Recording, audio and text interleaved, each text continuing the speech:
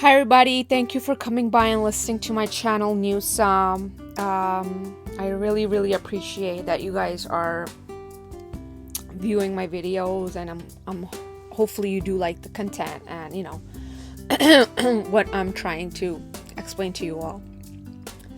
So hotels, they're like now the hotel business is now turning into quarantine centers.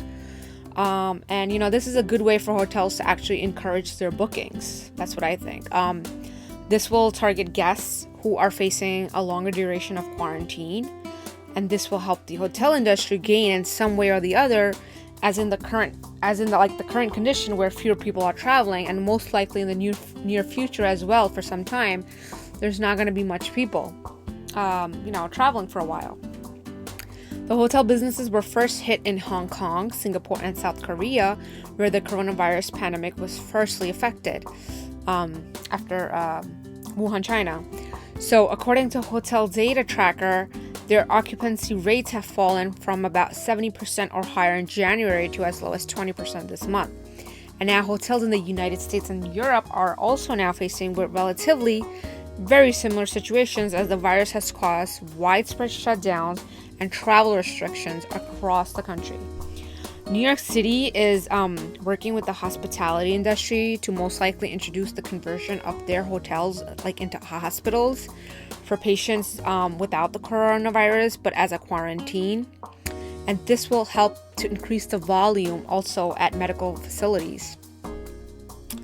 Hotels in Hong Kong are now offering special packages for people who need or want to quarantine themselves, and for people such as coming from abroad to be isolated for at least 2 weeks, avoiding any sort of contact and maintaining distance from social activity with friends and family.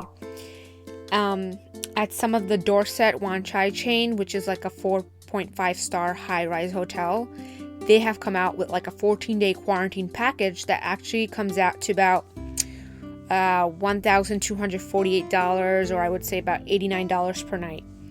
And one of their employees said at the Dorset Wan Chai has dedicated several floors just for the quarantine guests. So those rooms will be cleared once a week with antibacterial sprays, and trash cans will be emptied on a daily basis. And in terms of making sure if the guests have come down with the virus or not, the guest will undergo temperature checks twice a day. And they will also be allowed to order food from outside and get it delivered. And then concierge will bring it up to them. That way they don't have to leave their rooms. Gloria Chang, who is the executive director of hospitality consulting firm Horwath in Hong Kong, said, while the hotels are providing fewer cleaning services to quarantine guests, they can run the risk of the virus spreading to other guests. So yeah, that's something to think about. Other high-end hotels that are doing kind of the similar packages, such as Renaissance Hong Kong Harborview Hotel, they're also offering a 14-day package for guests, but the rates begin at about $160 daily, which is actually a discount from the standard prices that they normally offer. And their guests must remain in their rooms, but will be applied to discounts on food and laundry services. Singapore and South Korea are also doing the similar actions for their quarantined hotel guests. According to a Korea Hotel Association document that was reviewed by the Journal, said the hotels will only take the guests if the government pays for most, if not all, of the room's costs.